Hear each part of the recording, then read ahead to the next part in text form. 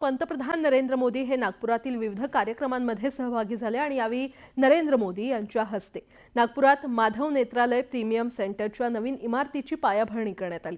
यावेळी पंतप्रधान मोदी यांनी राष्ट्रीय स्वयंसेवक संघाच्या कार्याचा गौरव केला।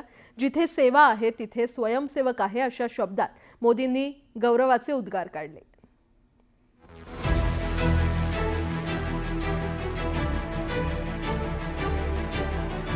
पंतप्रधान झाल्यानंतर जवळपास 11 वर्षांनी पंतप्रधान मोदी यांनी नागपुरातील राष्ट्रीय स्वयंसेवक संघ मुख्यालयाला भेट दिली। संघ मुख्यालयात जाणारे नरेंद्र मोदी हे दुसरे पंतप्रधान ठरले। राष्ट्रीय स्वयंसेवक संघाला 100 वर्ष पूर्ण झाली आहेत। या निमित्ताने मोदींनी केलेल्या भाषणात संघाच्या प्रवासाबद्दल आणि 100 वर्षांचाही उल्लेख केलाय। आरएसएस एका महान वटवृक्षाप्रमाणे असून आदर्श आणि सिद्धांतांमुळेच हा वटवृक्ष टिकल्याचं ते म्हणाले। गुलामी के आखिरी दशकों में डॉक्टर साहब और गुरुजी जैसे महान व्यक्तित्वों ने इसे नई ऊर्जा देने का काम किया। आज हम देखते हैं राष्ट्रीय चेतना के संरक्षण और संवर्धन के लिए जो विचार बीज 100 साल पहले बोया गया वो महान वटवृक्ष के रूप में आज दुनिया के सामने है। संघ कार्यालयानंतर मोदींचा ताफा दीक्षाभूमीच्या दिशेने निघाला। पंतप्रधान म्हणून मोदी दुसऱ्यांदा दीक्षाभूमीवरती आले। सलग 2 वेळा दीक्षाभूमीवरती येणारे मोदी हे एकमेव पंतप्रधान ठरले। दीक्षाभूमी हे आरएसएस कार्यालयाच्या अगदी जवळ आहे। गेल्या वर्षी पंतप्रधान मोदींनी इकडे जाऊन ध्यानधारणा केली होती। यानंतर पंतप्रधानांनी माधव नेत्रालय प्रीमियम सेंटरच्या नवीन विस्तारित इमारतीची पायाभरणी केली। नागपूरमध्ये माधव नेत्रालयाच्या रूपात एका तीर्थक्षेत्राची स्थापना होते। माधव नेत्रालयाने अनेक दशकांपासून लाखो लोकांची सेवा केली आहे। आता नवीन परिसरामुळे या सेवा कार्याला अधिक गती मिळेल असा विश्वास मोदींनी व्यक्त केला। ये दृष्टि बोध से आती है, विवेक से प्रकट होती है। ये दृष्टि व्यक्ति के साथ ही समाज को भी बहुत शक्ति देती है।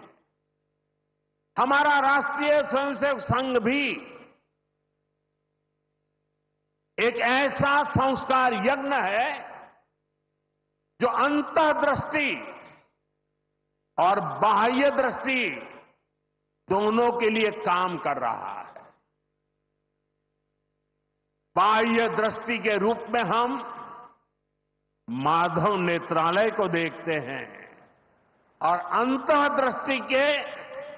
अंतर्दृष्टि ने संघ को सेवा का पर्याय बना दिया है।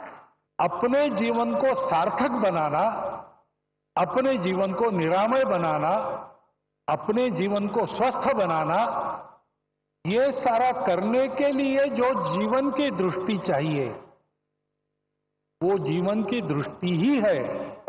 और उस जीवन के दृष्टि का सारा उसमें वर्णन है सेवा।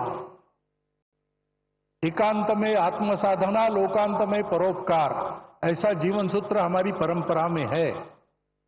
संघ के संदर्भ में कहेंगे तो 1 घंटा शाखा में स्वयं का विकास और 23 घंटा उस विकास का उपयोग समाज के भलाई के लिए। माधव नेत्रालय ये केवल नागपुर, विदर्भ या महाराष्ट्र के लिए नहीं तो पूरे मध्य भारत के लिए एक बहुत महत्वपूर्ण संस्था होने वाली है, जिसके कारण कई लोगों को दृष्टि दोष से मुक्ति मिलेगी, कई लोगों को दृष्टि मिलेगी, कई लोगों को ये जो भगवान ने दिया हुआ आशीर्वाद है ये प्राप्त हो पाएगा। मैं इसीलिए माधव नेत्रालय के सभी संचालकों को बहुत बहुत शुभकामनाएं देता हूं। ये ईश्वर का कार्य आपने हाथ में लिया है, इसलिए इसको निश्चित रूप से पूरा करते हुए सेवा का ये कार्य अविरत चलता रहेगा, ऐसी शुभकामनाएं देता हूं। दरम्यान मोदींच्या आरएसएस कार्यालयाच्या भेटीवरून संजय राऊतांनी टोलेबाजी केली नसती तरच नवल। नरेंद्र मोदी हे 11 वर्षांनंतर संघ मुख्यालयात जात आहेत प्रधानमंत्री झाल्यावर। त्यांना आत्ता अचानक जाण्याची गरज का भासली संघ मुख्यालयात? हा एक संशोधनाचा विषय आहे। भारतीय जनता पक्षाच्या राज्य पद्धतीवर संघाचा पगडा वाढतो आहे, सत्य आहे. मोदींचा स्वभाव पाहता ते फक्त एखाद्याशी सत्तेसाठी जुळून घेऊ शकतात. बाकी वैचारिकदृष्ट्या भावनिकदृष्ट्या जुळून घेतील असं मला वाटत नाही. मोदीजी स्वतःच दिलेलं आश्वासन विसरून गेले. शिंदे साहेबांनी सांगितलं होतं की Tata Airbus, Vedanta Foxconn, bulk drug, international financial centre हे सगळे गुजरातमध्ये आणि इतर राज्यांमध्ये उद्योग जे महाराष्ट्रातले घेऊन गेले त्याच्यापेक्षा मोठा उद्योग देणार होते. निराशा केली. आमच्या विदर्भाच्या मिहानमधनं टाटा एअरबस गेलं, काहीच बोलले नाही मोदीजी. भाषणबाजी केली, त्या भाषणातही आपला खोटेपणा दाखवून दिला. राष्ट्रीय स्वयंसेवक संघ ही भाजपाची मातृसंस्था आहे. हे संघानं तरी कधीच लपवून ठेवलेलं नाही. मात्र गेल्या काही दिवसात भाजपाकडून झालेल्या काही वक्तव्यांमुळे भाजप संघापासून अंतर राखू नये का असा प्रश्न निर्माण होत होता. या पार्श्वभूमीवरती मोदींनी संघाच्या 100व्या वर्धापन दिनी दिलेली ही भेट महत्त्वाची मानली जाते. Bureau report, news 18 Lokmat, Nagpur.